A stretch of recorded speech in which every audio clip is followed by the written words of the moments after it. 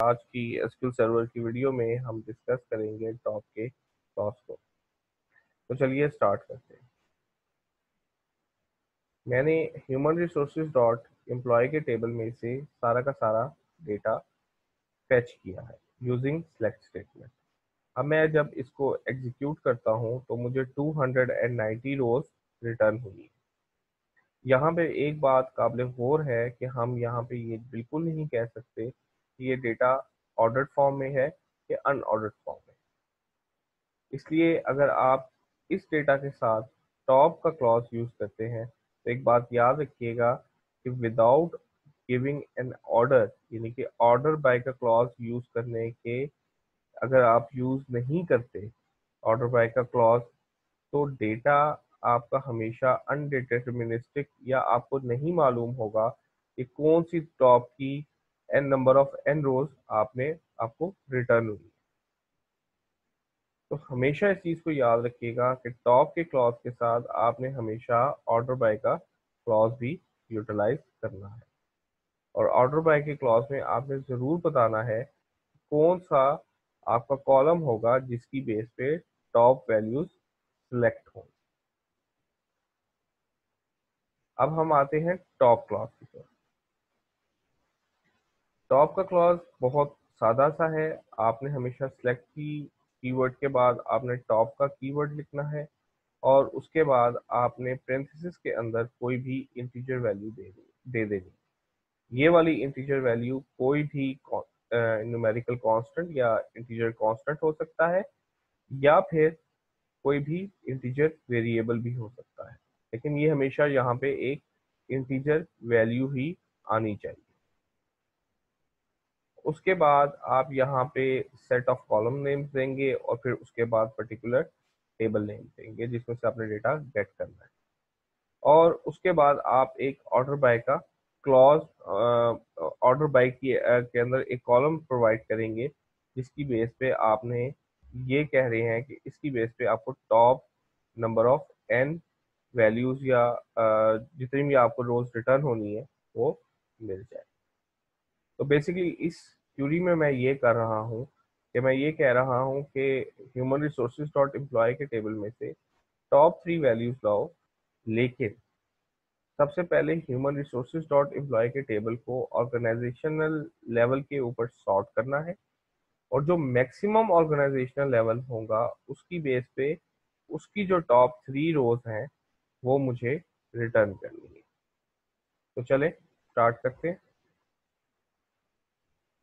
तो ये देखें मैंने जब इसको किया है एग्जीक्यूट किया है तो इसने ऑर्गेनाइजेशनल लेवल ही बताया है कि टॉप टॉप का जो मतलब ऑर्डरिंग बाय ऑर्डर जो है ऑर्गेनाइजेशनल लेवल जो है वो 4 है। तो वो उसने उसकी रोज गेट की हैं और उसके बाद उसके जो टॉप 3 उसकी रोज थी वो उसने मुझे रिटर्न कर दी। इन केस अगर हमने कोई फ्रैक्शनल वैल्यू देनी है या हम ये चाहते हैं कि कोई पर्टिकुलर टेबल जिस तरह से यहाँ पे ह्यूमन रिसोर्सेज डॉट एम्प्लॉय का टेबल है हम उसकी कोई percentage number of rows get करना चाहते हैं या कोई फ्रैक्शनल वैल्यूज लेके आना चाहते हैं उसकी बेस पे रोज लेके आना चाहते हैं तो उसका तरीका भी एसक्यूएल ने माइक्रोसॉफ्ट एसक्यूएल सर्वर ने बहुत इजी सा प्रोवाइड किया हुआ है, बहुत आसान सा तरीका है। इसमें आपने सिंपल टॉप के क्लॉज में आपने देना इंटीजर वैल्यू ही है, लेकिन साथ आपने प्रोवाइड कर देना है परसेंट का कीवर्ड। अब इसका मतलब ये है कि ह्यूमन रिसोर्स डॉट एम्प्लॉय की जितनी भी आपके रोज हैं और बेसिकली वो ऑर्डर होके आ रही हैं उनका 75%। फॉर एग्जांपल अगर 100 रोज हैं तो 75 रोज आपको रिटर्न होंगी। अगर आपकी फॉर एग्जांपल 200 रोज हैं तो 150 रोज आपको रिटर्न होंगी। तो चले स्टार्ट करते हैं।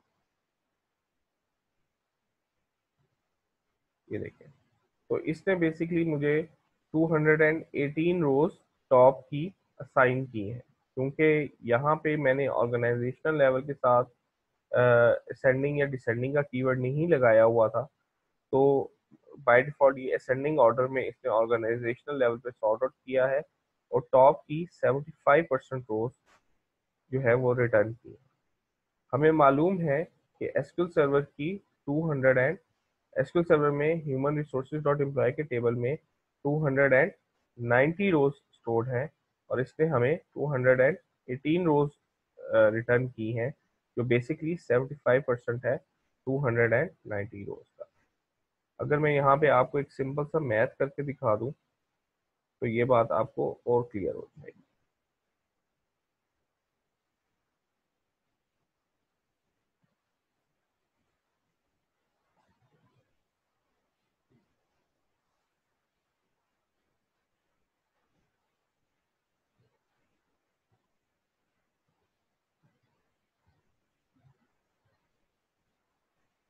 ये देखिए, यहाँ पे ये बता रहा है कि 0.75, मतलब 218 को 290 से जब डिवाइड किया तो 0.75, जो 75% है टेबल का, वो हमें रिटर्न कर रहा है। इसी तरह से अगर आप यहाँ पे, मैंने अभी ट्यूटोरियल के शुरू में ये बात की थी कि आप एसक्यूएल सर्वर के आप इसमें एक इंटीजर कांस्टेंट भी दे सकते हैं और वेरिएबल भी दे सकते हैं, लेकिन वो होना इन रिटर्न कोई भी इंटीजर होना चाहिए। अब ये इंटीजर कोई टाइनी इंट भी हो सकता है, आपका नॉर्मल इंटीजर भी हो सकता है, या बिग इंट भी हो सकता है, लेकिन होना हमेशा इंटीजर ही चाहिए। तो बेसिकली इस पॉइंट पे, इस स्निपेट पे जिसको मैं हाईलाइट कर रहा हूँ इस वक्त, मैंने एक सिंपल सा काम किया है कि मैंने एक इक्वेशन बना ली है कि 0.3 को मल्टीप्लाई किया है 40 के साथ, और जो वैल्यू भी मुझे रिटर्न होगी वो मैंने वैल्यू एक वेरिएबल में सेव करा ली। अब मैं यहाँ पे इस वैल्यू को शो कर रहा हूँ, और उससे नेक्स्ट स्टेप में मैं टॉप के क्लॉज के साथ वो वाली वैल्यू जो मैंने एक वेरिएबल में सेव कराई है, वो वाला वेरिएबल मैंने यहाँ पे प्लेस कर। तो चले चला के देखते हैं।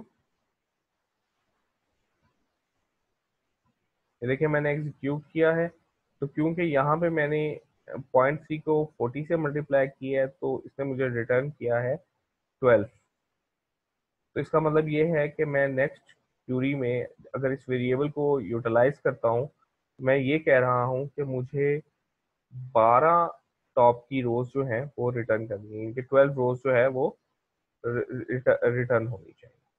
तो यहाँ पे मुझे ऑर्गेनाइजेशनल लेवल की सॉर्टिंग की बेस पे टॉप की 12 रोज जो है वो रिटर्न हुई।